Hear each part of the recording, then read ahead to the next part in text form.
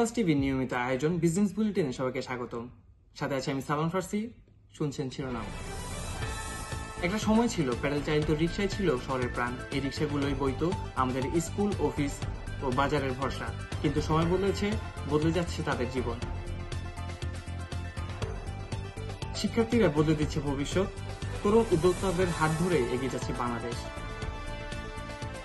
সফল উদ্যোক্তা আনিকার হাত ধরেই নারী উদ্যোক্তা আনিকার সফলতার গল্প। শুনছিলেন শিরোনাম, এবার বিস্তারিত। ঢাকার ব্যস্ত রাস্তায় যেন এখন আগের মতো দেখা মেলে না পায়ে চালিত রিকশার। একদিন যে রিকশা ছিল নগরীর অন্যতম ভরসা, আজ তা যেন হারিয়ে যাচ্ছে আধুনিকতার ঢেউয়ে। আমার রিক্সা ভাড়া বেশি চাইলে চলে জায়গা, এখন আমার পরিবার চলে না, পরিবার চালামো কেমনে। অটোরিকশা আর ইজি বাইকের সহজলভ্যতার দ্রুত গতির কাছে হার মানছে এই প্রাচীন বাহন। পায়ে চালিত রিকশার সময় লাগে বেশি, ভাড়াও তুলনামূলক বেশি, তাই যাত্রীরাও ঝুঁকছে দ্রুত গতির বিকল্পর দিকে। এখন এটা ছাড় দেওয়ার মতো অবস্থা হয়ে গেছে। সারাদিন গাড়ি চালাই, এই মাত্র আমদানি দিলে আমার 50 টাকা কামাই হয়েছে। বিশেষজ্ঞরা বলছেন, রিকশা চালকদের জন্য বিকল্প কর্মসংস্থানের সুযোগ তৈরি না করলে খুব শীঘ্রই পায়ে চালিত রিকশা ইতিহাসের পাতায় ঠাঁই নেবে। যাত্রী উঠে না, ভাড়া বেশি জায়গা। অর্থনৈতিক দুর্দশা দিন দিন কমছে এই পেশার প্রতি আগ্রহ। যারা এখনো টিকে আছেন তাদের জীবিকা রীতিমতো অনিশ্চিত। টিকে থাকা কঠিন, হারিয়ে যাওয়া যেন অবশ্যম্ভাবী। ঢাকার রাস্তায় পায়ে চালিত রিকশা ঝিমিয়ে পড়া চাকা যেন বলে দেয়, সময় কেবল এগিয়ে চলে, অপেক্ষা করে না কারোর জন্য।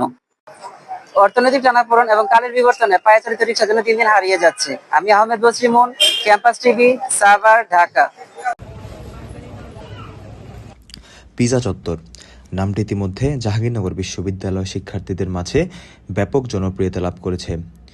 এটি শুধুমাত্র একটি ফাস্টফুডের দোকান নয়, বরং শিক্ষা জীবনে অধ্যয়নরত অবস্থায় একজন তরুণের উদ্যোক্তা হয়ে ওঠার গল্পও বটে।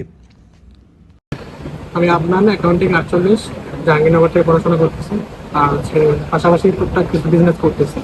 আমি এখন থেকে যদি উদ্যোগ নেওয়া একটা কিছু করার চেষ্টা করি, তাহলে ইন ফিউচারে এটার একটা ভালো একটা ফিডব্যাক পাওয়া যাবে। যেমন যে পড়াশোনার পর আমি জবের জন্য ছুটতেছি, এই জিনিসটা করা লাগবে না। বিশ্ববিদ্যালয়ে অধ্যয়নরত অন্যান্য শিক্ষার্থীরাও আদনান সাহেবের এই উদ্যোগটিকে সাধুবাদ জানাচ্ছেন। উনি তরুণরা যেন বেকার অলস যাতে সময় না কাটায়, এখানে যেন এসে কিছু টাইম স্পেন্ড করতে পারে, কিছু শিখতে পারে।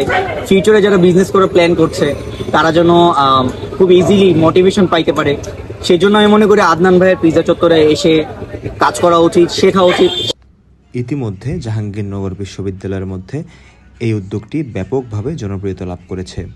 তরুণরা উদ্বুদ্ধ হইতেছে যে বাংলাদেশের বেকারত্বের সমস্যা, একটা ব্যবসা কেন্দ্রিক যে নিজের জীবন চালানোর জন্য, এবং এর দ্বারা উন্নীত উপকৃত হচ্ছেন, এবং যারা সাধারণ শিক্ষার্থী টিউশন পায় না তারাও ব্যবসার দিকে ঝুঁকে পড়তেছে। বাংলাদেশের আর্থিকভাবে তো স্বাবলম্বিত অবশ্যই হইতেছে।